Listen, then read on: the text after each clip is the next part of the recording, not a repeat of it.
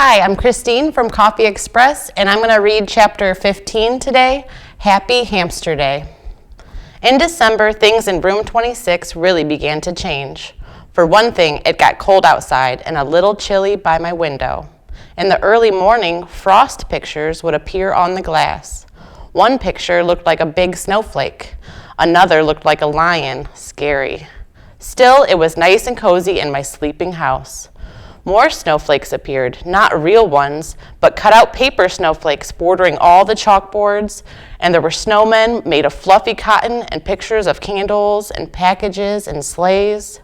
The holidays were almost here, Christmas and Hanukkah and Kwanzaa. There were songs to be sung and presents to be wrapped and a big 2-week vacation to come. The weekend after Thanksgiving break, I went home with Pay Attention Art.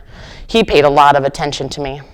But sometimes, not every night during the week, Mrs. Brisbane would take me home to see Mr. Brisbane, and he'd put up his obstacle course, and we'd laugh and squeak and have a wonderful time. The next weekend, I stayed at Gail Morgenstern's house. Friday night was really nice because she convinced her mom to let me watch while she lit the menorah for the family, and the food was yummy. I was glad that Mrs. Brisbane didn't take me home every night. For one thing, if I ran the obstacle course every night, I'd probably waste away to nothing. For another thing, I wouldn't have been able to see Aldo. Aldo could now balance the broom on his head. Yep, he'd put the tip of the broomstick on the top of his head and keep it up there a while. He'd even have to bob and weave to keep it balanced, and he made funny faces too. But one night during the week, Aldo pulled his chair up close to my cage and said, "Humphrey, old pal, I've got something to discuss." This sounded serious, so I put on my most serious problem-solving face. "I'm thinking of getting Maria a ring for Christmas. You know, like an engagement ring, with something shiny in it. I know we haven't known each other very long, and we wouldn't have to get married right away. On the other hand, I'm not a spring chicken, and I'd like to settle down and raise a couple of kids and maybe a couple of hamsters too, you know?" "I understand," I squeaked softly. "So what do you think?" Aldo fixed his big brown eyes on me. Should I ask her to marry me? I stood up on my hind legs and screeched, "Do it, do it, do it!" Then he stood up and shouted, "You're right, I will. I'd be crazy not to." He raced out of the room so fast he forgot his cleaning cart, but when he returned for it, he yelled, "Thanks." Sometimes, most times, it pays to squeak up. The third weekend after Thanksgiving, I spent at Heidi Hopper's house and watched her family put up their Christmas tree. It was the most beautiful thing I'd ever seen. Second only to the little tree Heidi put in my cage. It was made of my favorite treat, broccoli. And then it was almost holiday vacation. Suddenly it seemed as if we didn't have quite as much work to do in class. Everybody was planning the holiday party for the last day of school. One day, Garth, who never used to wait for the bell, stayed after school to ask Mrs. Brisbane a question. "May I please bring Humphrey home with me over the holidays?" he asked. Mrs. Brisbane looked as surprised as I was. "Well, Garth, I thought that was a problem." Garth smiled broadly. "My mom is much better now, and Dad says it's okay to bring Humphrey home." Mrs. Brisbane smiled back. "That is wonderful news, but I think 2 weeks might be a little much. How about the first weekend in January?" Garth nodded, but he looked disappointed. "Tell you what, why don't you have your parents bring you by our house to see Humphrey over the holidays? You could watch him run his obstacle course." Garth didn't look disappointed anymore. On the last day of school, everybody was very dressed up. I had on my fur coat as usual. Mrs. Brisbane wore a red and green striped sweater and a green skirt. She also wore a Santa Claus hat. This was entirely new Mrs. Brisbane, the dressing up Mrs. Brisbane. "Class, I have an important announcement. We're having a surprise visitor this morning before our party, so there'll be no vocabulary test today." After the cheers died down, Mrs. Brisbane went out in the hall and waved. A minute later, you'll never guess who entered the classroom, Mr. Bert Brisbane. He was wearing a Santa Claus hat too. He looked a lot better now. No gray stubble or wrinkled pajamas. On his lap, he had a large box. Mrs. Brisbane introduced him to the class and they all applauded. Then he told them that his surprise was actually for me. First, he pulled out something like my cage, only bigger. This is my gift to Humphrey. This extension attaches to his cage and makes it bigger. Now you're all going to help me build Humphrey his holiday present, his very own playground. The kids squealed and giggled and clapped, and I couldn't hold back a big squeal of my own. I could keep my homey cage with its lock that doesn't lock, but I'd also have my own park to play in. Mr. Brisbane gathered my classmates around the big table and explained his plans. Mrs. Brisbane unloaded the pieces. First, there was a seesaw, then a tree branch to swing from, a big jungle gym, and 2 ladders, one to climb and one to walk across like a bridge. My. Saya held me while the other kids worked on my cage. She patted me gently and murmured comforting words. Meanwhile, Mr. Brisbane patiently instructed the children as they arranged the pieces. He even made sure everyone got a turn. Then Mr. Morales dropped by to see how things were going. He was wearing a tie that had little Christmas lights that really lit up. He and Mrs. Brisbane stood behind the children, watching as my playground took shape. Looks like Bert should be a teacher too, the principal told Mrs. Brisbane. He already is, I heard Mrs. Brisbane respond. He just started teaching arts and crafts to seniors and kids at the community center. So he's made a new start, said the principal, thanks to Humphrey. I believe those words were the best present I could ever have. Guess what I got my kids for Christmas, the principal asked. A hamster.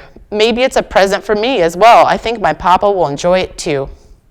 Then Saya put me back in my cage. Everyone watched as I raced to my new playground, climbed the jungle gym, made a leap to the tree branch, and jumped over the seesaw. Now I could have recess anytime I wanted. Whoopee! And then the room mothers arrived with cupcakes and juice. While they passed out the food, Saya and Miranda slipped quietly out of the room. A little while later, Mrs. Brisbane announced that she had another surprise, gifts for the class. The door opened, and in came Miranda and Saya wearing red dresses trimmed with white fur, not real fur like mine, and white fur hats. They each had a basket filled with small presents, and they danced around the room singing a song about the wonders of winter while they passed out the gifts. When the kids opened their packages, they each found a keychain with a small furry toy hamster attached. The hamsters came in all colors: red, green, purple, gold, silver. Nice. The room mothers presented Mrs. Brisbane with a gift, a pair of red earrings, which she put on right away. I already thought it was a perfect day, but it wasn't really quite perfect until Mr. Morales peeked out into the hall and announced that he had a big surprise. I wasn't sure we could stand any more surprises. And then she walked in. The biggest surprise I could imagine. Miss Mack was back. She was wearing a long flowered skirt and a bright red blouse, and she had a butterfly in her hair. Not a real one, of course. She also had a huge canvas bag with her. Remember me? She asked with a huge smile. My classmates were thrilled, and they all rushed to her side. I was so surprised I was positively squeakless. Mrs. Brisbane made everyone sit down again and asked Miss Mack, of course she insisted on calling her Miss McManara, about her travels. Miss Mack told us about the rainforest and teaching in a school in Brazil. Then she opened her big bag and took out a stack of holiday cards. Her Brazilian students had made a card for each child in room 26. While my classmates were sharing their cards with one another, Miss Mack came over to see me at last. Well, I can see by your cage that you've done very well for yourself, she said with a smile, and here I thought you'd be pining away for me. I have, I squeaked. She reached into her big bag, and I have a present for you, but don't tell anybody.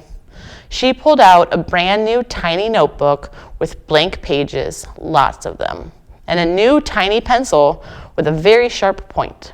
I thought you might need this. Then she tucked it behind my mirror. Miss Mack stared at me a little longer and then softly said, "I've seen a lot of creatures in a lot of places in the last few months, but you're still the handsomest and smartest of all. Yes, yes, yes. And don't worry, I'll be back to see you again." She was still the same wonderful Miss Mack. I'd follow her to the ends of the earth, I thought, or at least to Brazil. But then it hit me. As much as I love her and she loves me, Miss Mack doesn't need me. Not as much as the Brisbanes and my classmates and their families. Maybe that's what Miss Mack was thinking when she left me in room 26. This is where I belong. All too soon, the bell rang. School was over for the day. School was over for the rest of the year. My head was reeling from all the surprises and excitement as we headed out to the car. In the parking lot, Aldo raced over to greet us and wish us happy holidays. He had come to pick Richie up. "I hope you have a very happy holiday too," Mrs. Brisbane told Aldo. Aldo grinned until his huge mustache shook like Santa's tummy. "I'm sure I will. You see, I just got engaged. I'm going to get married." "Yoo-hoo!" I squeaked with delight. Aldo leaned towards me. "Thanks, my friend." That night at the Brisbane's house, there was one more surprise. The doorbell rang, and a very tall, good-looking young man appeared. He was wearing a Santa Claus hat, but he wasn't Santa. He was Jason, the Brisbane's son. He'd come all the way from Tokyo to surprise his parents. They were so happy to see him, they both cried just a little. I almost cried too. Soon the house was filled with friends and neighbors, and Mrs. Brisbane played piano while everyone sang carols and drank hot cider. I nibbled on a raw apple and squeaked along. Later that night, when the house was quiet, I thought about all I'd done in the months since I had left Petaluma. I didn't know anything about the world then, but I've sure learned a lot. I can read and write, and I know all the state capitals. Just ask me one. I learned you should never, ever turn your back on a dog, and that it's a good idea to turn off the TV once in a while. I found out kids have problems, and so do teachers and principals. Sometimes all people need is a little encouragement. Most of all, I learned that one small hamster really can make a big difference. I decided to write down some of the things I've learned from my adventures, but there was just one more line left in my first notebook. So I thought, and then I scribbled down exactly what I was feeling deep in my hamster heart. Joy, joy, joy to the whole wide world, and that includes you. Humphrey. Humphrey's Guide to the Care and Feeding of Humans. Number 1, like hamsters, humans come in many, many sizes, shapes, colors, talents, tempers. If you judge them by looks alone, you'll miss out on knowing some fun people. Number 2, humans like to be entertained, and it doesn't take much to entertain them. Just squeak or swing or spin, they'll love it. Number 3, humans are pretty entertaining themselves. They can sing, dance, tell jokes, and balance brooms. Number 4, all humans really, really, really need someone to listen to their problems, preferably someone small and furry. Number 5, even really important humans, like principals, have problems and need help. Number 6, rubber bands hurt. Do not shoot rubber bands at one another unless it's absolutely the only weapon you have against a creature much bigger than you. Number 7, humans are not very good at figuring out technical things like how to fix a broken lock. Number 8, humans have unlimited access to all kinds of yummy food, so be nice to them. Number 9, if you are nice to humans, they will be nice to you. So nice, they might even build you a playground. Number 10, humans have good memories. Even if they go far away to teach in another country, they will not forget you. And believe me, you won't forget them either.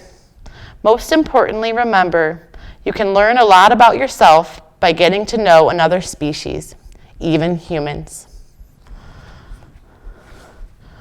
Questions for chapter 15? 55. What favorite treat did Heidi Hopper put in Humphrey's cage? 56. What did Mrs. Brisbane wear for Christmas? 57. What did Mr. Brisbane wear for Christmas? 58. Who says, I've seen a lot of creatures in my day, but you're still the handsomest? 59. What did Mr. Morales get his family for Christmas?